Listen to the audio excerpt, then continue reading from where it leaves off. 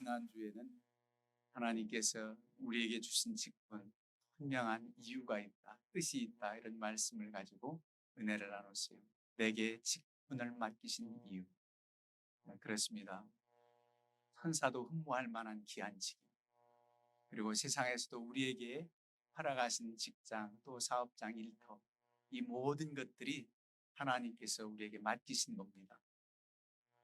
하나님께 향한 직접적인 봉사와 헌신뿐만이 아니라 우리에게 주신 보통 천직 그러지요. 하나님께서 내리신 직책, 직임, 직업, 이 모든 것도 뜻이 있단 말이에요. 그래서 그 뜻을 잘 감당할 수 있어야 됩니다.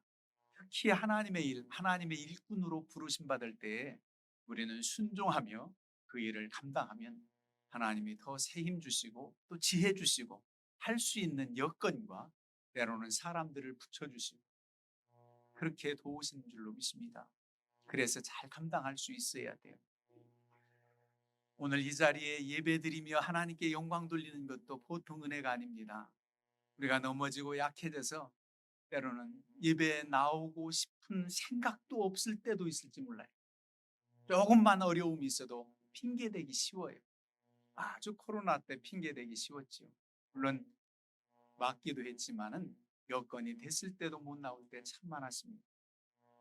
우리의 연약함, 그래도 우리를 포기하지 아니하시고 다시 부르시는 은혜가 있기에 오늘도 하나님 앞에 예배합니다.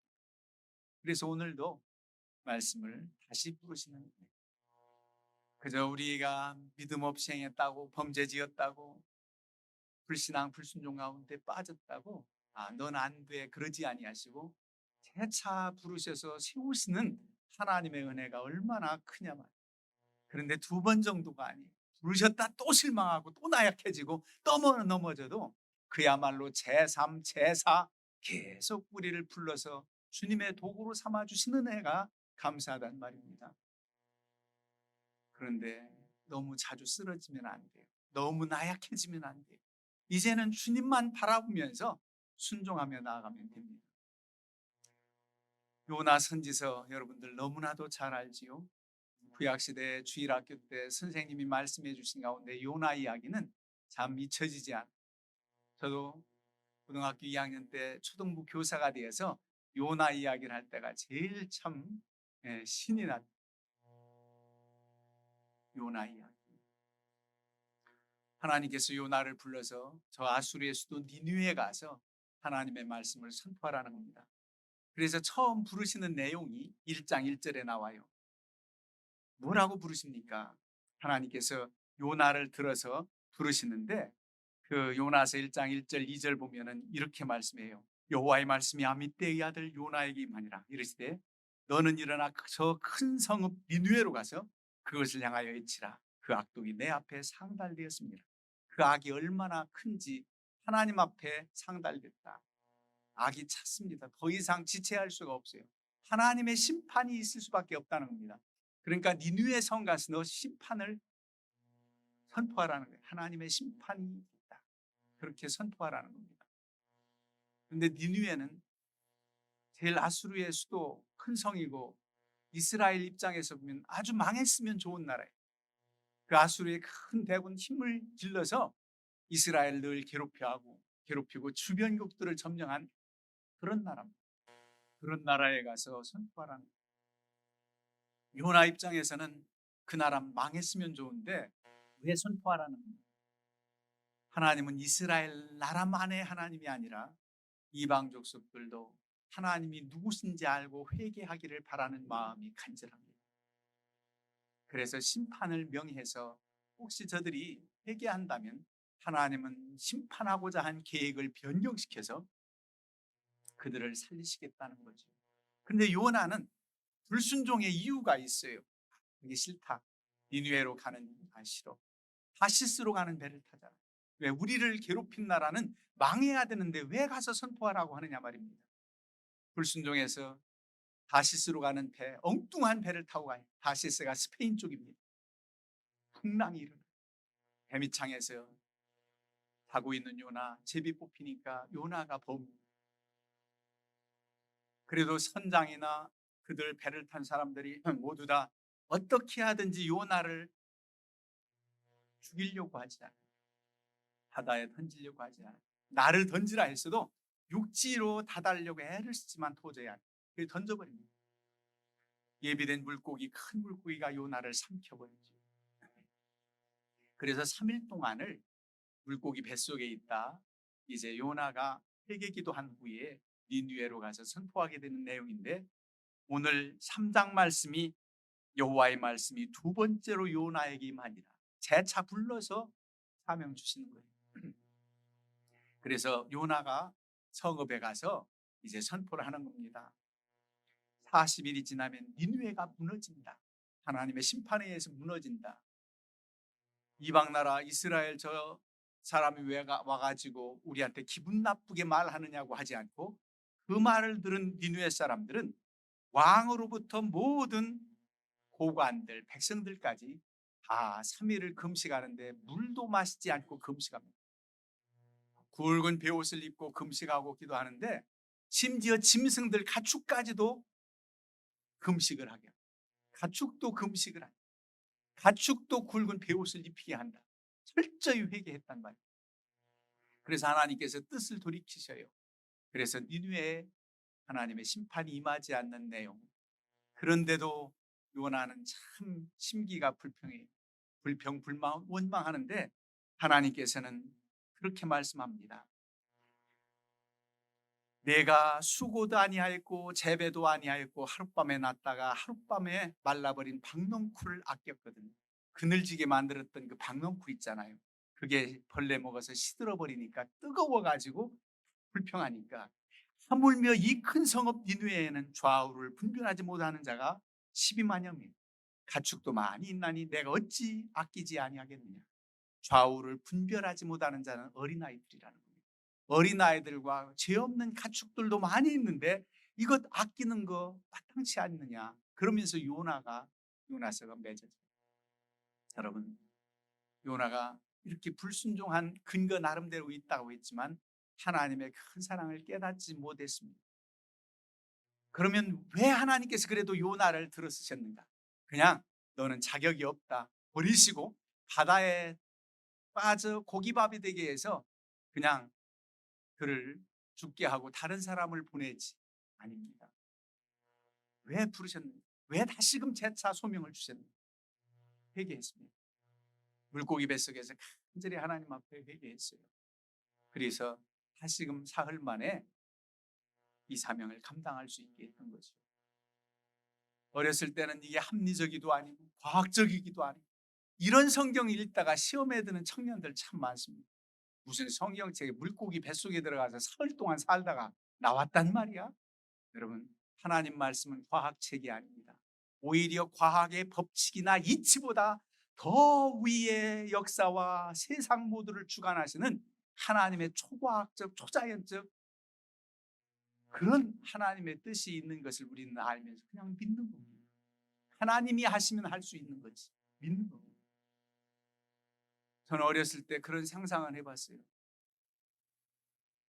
왜 하나님께서 큰 거북이를 준비해 가지고 거북이에 등 태우고 니느웨로 데려다 주지 물고기 뱃속에 들어가 가지고 살았다고 하는지, 그것도 기적인데. 그래서 좀 거북이 타고 올라가도 대단히 멋질 텐데 살려주셨을 텐데, 이런 합리적인 생각 아닙니다. 그런데 놀라운 거는요, 마치 구약의 요나서를 통해서 물고기 뱃속에 사흘 동안 살았다는 기사를 통해서 만왕의 왕 만주에 두신 예수 그리스도의 예표, 주님의 놀라운 부활의 역사를 증거하는 그 예표가 되는 요나서, 주님이 인용한 말씀이 아닌가 싶습니다. 많은 이들이 예수님께 표적을 보여달라고 하니까 요나의 표적밖에는 보여줄 표적이 없느니라 그러셨어요. 요나의 표적밖에 보여줄 표적이 없다. 얼마나 기사와 이적을 많이 보여주실 수 있습니까? 그런데 주님께서 인류를 위해서 십자가에 달려 죽으시고 사흘 만에 부활하신 그 요나 뱃속에서 사흘 동안 죽은 자처럼 있었던 그 사건을 우리 주님께서 부활 사건으로 연결시켜 요나의 표적밖에 보여줄 수 없다. 귀한 표적입니다. 인류를 향한 산소망 대신 부활의 주님의 표적입니다. 요나의 물고기 뱃속에 들어가서 사흘 만에 나온 건 그래도 좀 비과학적 도저히 이해 안 가도 하나님이 이 큰 물고기가 깨물어 삼키지 않고 그대로 삼켜서 다행이구나. 여러분 그런 생각이 듭니까? 물속이 뱃속에서 위에 들어가서 소화액이 나오고 소화되지 않고 장으로 내려가지 않고 위에서 너무 거북스러워서 토에 내친 게 다행이다. 그것조차 다 인간적인 생각입니다. 하나님께서 하시려면 못하실 일이 없어요. 그런데 요나의 표적보다 더한 주님의 죽으심은 어떤 죽음입니까? 십자가에 달려 완전히 피를 쏟으시고 마치 확인 사살이나 하듯 옆구리에 창을 받으신 주님, 완전한 죽으심, 그 죽음으로 아리마대 요셉의 예비된 무덤에 있다 사흘 만에 부활하신 주님의 증거는 얼마나 놀라우냐 말이에요. 이게 바로 우리에게 주신 산소망 되신 주님의 예표를 요나서 말씀을 통해서 우리에게 교훈을 주고 주님은 그렇게 부활하셨습니다. 그래서 우리가 주님을 의지하면서 하나님은 못하실 것이 없습니다. 하나님께는 가능합니다. 이런 믿음을 가지고 살아가는 거예요. 하나님은 가능하십니다. 이렇게 불순종한 요나가 그래도 요나서 2장에 간절히 기도하잖아요. 하나님 앞에 기도하면서 내가 5, 6절에 보면 산의 뿌리까지 내려가 싸우며 땅이 그 빗장으로 나를 오래도록 막았사. 나의 하나님 여호와여, 주께서 내 생명을 구덩이에서 건지셨나이다. 산의 뿌리, 물고기가 이를 삼키고 3일 동안 말이지요. 깊은 여러분 바닷속에도 다 구릉이 있고 계곡이 있고 산 뿌리가 있습니다. 그런데도 그를 구원해 주셨다, 살려주셨다. 그러면서 내 영혼이 내 속에서 피곤할 때 여호와를 생각하였더니 내 기도가 주께 이르렀사오. 하나님 앞에 간절히 회개합니다. 그래서 하나님께 서원을 갚겠다고 다짐을 해서 이제 그 서원 두 번째 부르셔서 사명 주신 게 니느웨 가서 외치는 겁니다. 여러분 불순종한 자를 이렇게 다시금 회개케 하시고 하나님께서 쓰십니다. 그 다음엔 범죄한 자를 다시금 부르십니다. 죄 지은 자 하나님께 합당하지 않습니다. 너 그 죄를 지었기 때문에 이제는 나하고 상관없어 그러지 않고 그 죄인도 회개케 하시고 깨우쳐 주셔서 다시금 깊이 자복하고 하나님의 일꾼으로 세우신단 말이에요. 예를 들면 삼손이라는 사람 한번 생각해 보세요. 주변국은 다 왕정 시대에 이스라엘은 하나님이 통치하시고 하나님이 보호하시기에 사사만 있어도 됐습니다. 그때 당시에 삼손 사사가 블레셋에서 40여 년간 블레셋 통해서 어려움 당할 때 삼손을 세워서 블레셋을 물리치게 하고 공로를 많이 세웁니다. 쓰임을 받아요. 그런데 웬일입니까? 블레셋의 첩자 들릴라라고 하는 여인에게 유혹에 빠져서 범죄하고 그와 함께 하신 하나님의 그 놀라운 은혜를 저버리게 됩니다. 어떤 은혜입니까? 나실인의 삶이 사사로 세워졌지만 그는 나실인이었습니다. 나실인은 기도에서 태어나서 하나님께 서원한 자예요. 하나님께 바쳐진 자입니다. 그래서 어려서부터 머리를 깎지 않는 거예요. 그리고 포도주와 독주를 마시지 않는 그런 삶을 살면서 하나님께 쓰임받는 나실이. 그런데 이 유혹에 빠져서 삼손이 머리가 깎여지는 수치를 당하잖아요. 군인을 뽑혀지고 아주 무참히 아무 힘도 못 쓰고 블레셋에 의해서 잡혀가 맷돌을 돌리면서 감옥 생활하는 그 장면 얼마나 처절합니까? 그러면서 삼손이 다곤 신전 앞에서 막 제사를 드리는 그 마당에 끌려 나와 가지고 이제 하나님께 마지막으로 기도하는 장면이 나오잖아요. 삼손이 뭐라고 기도합니까? 사사기 16장 28절이면 삼손이 여호와께 부르짖어 이르되 주 여호와여 구하옵나니 나를 생각하옵소서. 하나님이여 구하옵나니 이번만 나를 강하게 하사 나의 두 눈을 뺀 블레셋 사람들 원수를 단번에 갚게 하옵소서. 그러면서 두 기둥 사이에 자기를 인도하게 하고 큰 기둥 사이에 이렇게 두 팔을 벌려서 그 기도를 하고 무너뜨려. 여러분 큰 기둥을 양쪽 팔로 무너지게 했다는 게 상상이 나갑니까? 하나님이 하신 일이죠. 어떤 사람들은 착각을 합니다. 삼손이 그동안 감옥에 갇혀서 맷돌 돌리면서 머리털이 자라가지고 힘이 났다고. 물론 그런 기록도 있어요. 머리털이 자랐더라 그랬어요. 그런데 머리털이 자라서 힘을 다시 쓸 수 있는 게 아니라 하나님 앞에 간절히 기도하고 이 블레셋 하나님이 사신 역사를, 나는 이 건물이 쓰러져서 함께 죽을지라도 하나님이 사신 역사를 나타내 보여주옵소서. 그런 간절한 기도에 응답 주셨지, 세월 지나서 머리카락 자라니까 또 힘썼어, 그런 뜻이 아닙니다. 회개한 이후에 범죄한 자를 다시 쓰신 하나님. 다윗도 마찬가지예요. 다윗이 하나님께 쓰임받아서 얼마나 크게 쓰임받고 하나님께서 그를 기뻐하셨는지, 다윗은 내 마음에 맞는 사람이라 그랬어요. 먼저 성경에는 내 마음에 합한 사람이라, 내 마음에 꼭 맞아. 여러분, 이렇게 일컬음 받을 수 있으면 얼마나 좋겠어요. 하나님이 넌 내 마음에 들어, 정말 너를 생각하면 내가 기쁘다, 그런 일컬음을 받은 사람인데 하나님의 그 사랑을 저버렸어요. 어떻게? 다윗 왕국이 견고히 서고 부하들이 참 충성스럽고 기반이 잘 닦여졌을 때 태만에 빠져 왕궁에서 그 아래 내려다 보니까 목욕하던 밧세바를 취해서 그냥 왕권의 힘으로 우리야 장군의 아내를 범하게 되잖아요. 그런데 임신이 됐습니다. 그 모든 것 들통날까봐 우리아를 휴가 보내가지고 휴가 오게 해서 밧세바와 동침하게 하려고 하니까 그 뜻대로 안 돼. 우리아 장군이 너무 충성스럽고, 내 지금 전우들은 지금 대적과 싸우면서 대치 상태에 있는데 나만 어떻게 휴가 와가지고 내 아내와 함께 할 수 있느냐 말입니다. 거절하니까 성사가 안 됐어요. 여러분, 죄가 무섭습니다. 합리화하려고 더 죄를, 그래서 우리아가 죽어야 마땅하다, 죽게 해야 되겠다, 그래가지고 요압 장군에게 편지를 보내서 우리아를 죽게 하잖아요. 살인죄까지 범하면 아무도 모르게 이 일이 이루어진 줄 알았지요. 그 작전을 수행한 요압 장군과 누구만 알 수 있어요. 그러나 하나님은 다 아시지요. 나단 선지자를 보내서 다윗을 얼마나 크게 책망합니까? 다윗이 하나님이 아셔서 너까지, 당신까지 아는군요 하면서 나단 선지자를 처단한 게 아니라 거기서는 부부갑니다. 얼마나 하나님 앞에 간절히 회개하는지, 그 회개의 시가 시편 51편입니다. 여러분 많이 들어보셨잖아요. 나의 죄악을 맑게 씻으시며 나의 죄를 깨끗이 하소서. 물은 나는 내 죄과를 아오니 내 죄가 항상 내 앞에 있나이다.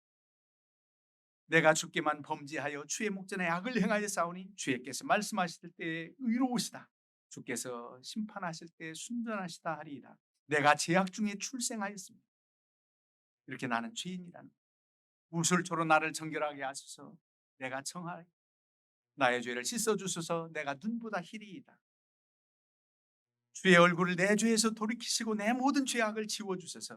하나님이여, 내 속에 정한 마음을 창조하시고 내 안에 정직한 영으로 새롭게 하옵소서. 간절히 기도합니다. 회개해요. 여러분 어떻게 됐습니까? 그래도 그 회개를 들어주시는 하나님의 징표가 있어요. 이로 말미암아 하나님은 그냥 넘어가지는 않았습니다.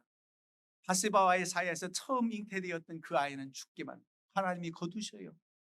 거두어 가셨어요. 그리고 우리가 죽고 난 다음에 밧세바를 취해서 아내를 삼았잖아요. 그의 소생 중에 바로 솔로몬입니다. 다윗의 처첩 중에 많은 이들을 통해서 많은 자식들을 두어서 많은 이들 가운데 서로 왕위 창탈을 하고 내가 왕이 돼야지 하고, 심지어 압살롬은 반역까지 했지 않습니까?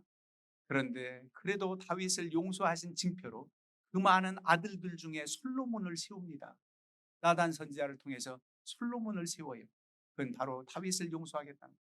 다윗은 솔로몬을 세울 때 조건이 있습니다.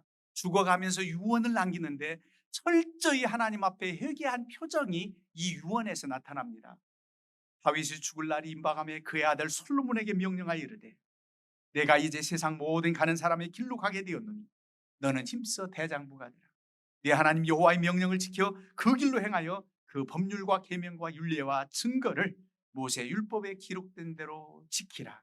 그리하면 내가 무엇을 하든지 어디로 가든지 형통할 것이라. 여러분, 이렇게 유언을 남겼다는 것은 하나님 말씀대로 살라, 그 말씀 잊지 말고 지켜라, 그러면 너와 하나님이 함께 하셔서 어디 가든지 너와 함께 하실 것이다, 그 유언을 남긴 것을 보면은 철저히 회개하고 그렇게 범죄했던 바세바를 통한 소생이 솔로몬에게 세워지는 것이 나단 선지자의 인침도 하나님께서 허락하셨다. 그런 생각이 철저한 회개한 후에 다시금 다윗을 회복시키신 하나님. 여러분, 또 우리가 왜 이렇게 하나님의 사명을 잘 끝까지 감당하고 떠머질 때가 있습니까? 실패하고 떨 때 있어요. 나약해서, 두려워해서. 그 두려움 때문에 하나님의 일을 잘 끝까지 감당하지 못할 때가 있어요. 베드로와 같은 경우도 그래요. 우리가 너무 잘 알지 않습니까? 얼마나 주님을 따르겠다고 호언장담했지 않습니까? 다 버릴지라도 나는 주님 따르겠습니다. 주는 그리스도시요 살아계신 하나님의 아들이십니다. 큰 칭찬도 받았어요. 천국 열쇠도 받았어요. 그런 베드로가 주님 십자가에 달리시기 첫날 밤 그런 비자 한 여인 그 여종에게 발각돼서 너도 예수와 한 편이지, 예수 편이지, 제자지, 그런 얘기를 들어서 깜짝 놀래고 아니라고, 나는 그를 모른다고 부인을 3번씩 했잖아요. 그러면서 낙담해가지고 물고기나 잡으러 가지, 이런 이가 바로 베드로예요. 여러분, 주님께서 얼마나 실망하셨을까요? 3년이나 동고동락하면서 그렇게 사랑했던 수제자 베드로, 그런데 그렇게 부인했던 베드로, 다시금 부활하셨을 때는 내가 차라리 새로 뽑아도 너보다 낫겠다 그랬을 텐데, 하나님 주님께서는 그를 포기하지 아니하시고 다시금 부르십니다. 요한복음 마지막 장 21절에 조반을 주님께서 손수 차려주신 후에 조반을 물리시고 베드로를 따로 불러서, 베드로라고 하지 않아요. 베드로라고 부르면 베드로가 너무 부담될 것 같아요. 베드로는 너는 반석이라고. 그러니까 원래 이름을 불러요. 요한의 아들 시몬아, 내가 나를 사랑하느냐. 요한의 아들 시몬아, 내가 나를 사랑하느냐. 예, 주님 사랑하는 거 제가 알지 않습니까? 주님이 아시지 않습니까? 그럼 내 양을 먹이라. 놀라운 거예요. 이를 다시 세워서 또 양을 먹이라. 나를 사랑하느냐? 예, 주님 사랑합니다. 내 양을 치라. 3번씩이나 묻고 내 양을 먹이라. 내 양을 치라, 내 양을 먹이라. 그러지 않았습니다. 여러분, 베드로를 만나자마자 우리 같으면은 너 그렇게 나를 실망시킬 수 있니? 그렇게 나약하냐? 그렇게 믿음이 없느냐? 책망하실 것 같지만 그런 거 다 묻지 않고, 정말 묻지도 따지지도 아니하시고 네가 나를 사랑하느냐, 사랑의 확인만을 물어요. 왜 주님께서 그렇게 물으셨을까요? 바로 십자가에 달려 죽으신 지 부활하신 주님, 다시 만난 주님이 너를 위해서 죽기까지 내가 너를 사랑했는데 넌 나를 사랑하지 못하겠느냐 말이에요. 그 사랑만 묻어요. 여러분, 사랑하시면 사랑하는 상대 위해서는, 사랑하는 가족을 위해서는, 사랑하는 사람을 위해서는 내 몸은 아무것도 아니에요.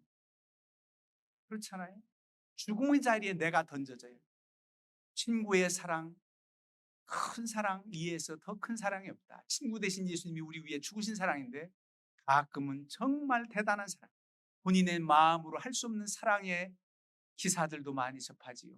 구명조끼 내가 쓰면 나는 사는데 구명조끼를 친구에게 내가 구명조끼를 통해 살라고 하는 건 보통 사랑이 아닙니다. 보통 혈연, 친지, 사랑하는 자식을 위한 어머니의 사랑, 자신이 죽음의 자리에 내던져도 그런 사랑, 희생적 사랑 생각할 수 있겠지요. 그래서 이제 베드로가 주님의 큰 사랑을 느끼고 다른 거 묻지 않고 네가 나를 사랑하느냐, 나는 너를 죽기까지 사랑했는데 너 정말 사랑하느냐. 이제 베드로는 정말 각오했습니다. 이제는 각오했어요. 나를 만나주신 주님, 이렇게 약한 나를 지금 세우신 주님의 은혜 기억하면서 네, 주님 사랑합니다. 응답하시자 벌써 주님은 네가 주의 제자의 길을 갈 줄 다 알고 뭐라고 말씀합니까?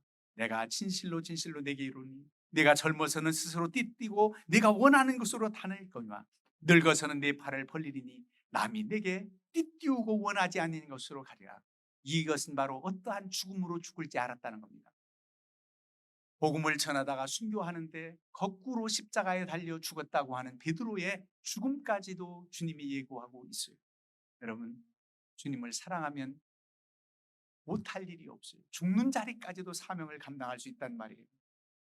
그래서 사도 요한은 이렇게 요한일서 4장 18절에 말합니다. 사랑 안에 두려움이 없고 온전한 사랑이 두려움을 내쫓나요? 사랑에는 두려움이 없어요. 온전한 사랑은 두려움을 내쫓고 아무리 환난과 핍박, 죽음의 자리도 사랑하는 주님을 위해서, 사랑하는 사람을 위해서 나를 희생할 수 있다는 말입니다. 그래서 주님의 사명을 감당할 수 있다는 말입니다. 또 우리가 어떤 때 끝까지 사명 감당하지 못하고 쓰러집니까? 너무 탈진되고 낙담한, 탈진됐을 때 주님께서 말씀하시지요. 우리를 너무나도 이해해서 우린 핑계를 그 말씀 가지고 많이 댑니다. 마음은 원이로 내 육신이 약하여. 그러면 그냥 넘어가는 것 같아요. 우리를 잘 아시는 주님이세요. 엘리야와 같은 선지자, 엘리야 선지자 얼마나 크게 쓰임 받았습니까? 이스라엘 백성들이 바알신을 섬기는가 하나님을 섬기는가 어정쩡하게 있는데 와 아합 왕으로부터 그의 아내 이세벨 그 당시는 다 바알과 아세라 섬기는 사람들이 더 많아요. 너무 안타깝잖아요. 그때 갈멜산에서의 대결을 여러분들이 너무 잘 아시죠.